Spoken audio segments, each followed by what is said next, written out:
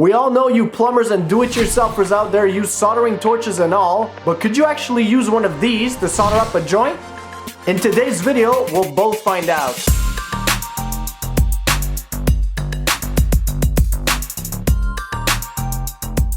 Alright, so I thought it'd be a cool idea to put this little gadget to the test. They claim it could do household repairs, which to me sounds like soldering. So that's exactly what I'm going to try to do with it today.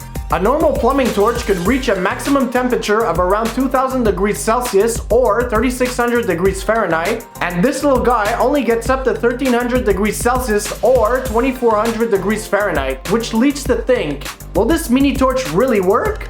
The only way to find out is to try it. So, what I have in front of me is a ready to solder joint. Both the fitting and pipe have been cleaned and fluxed. The only thing left to do is to heat it up and apply the solder.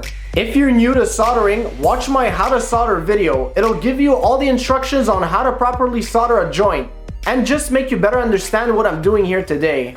So let's light her up and start soldering.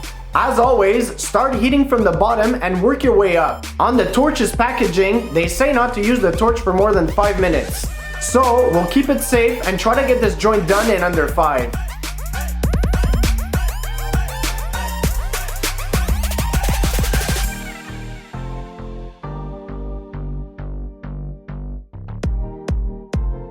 So obviously this took a lot longer than it should, but considering its size and price tag of $5, this little gadget did the job just fine.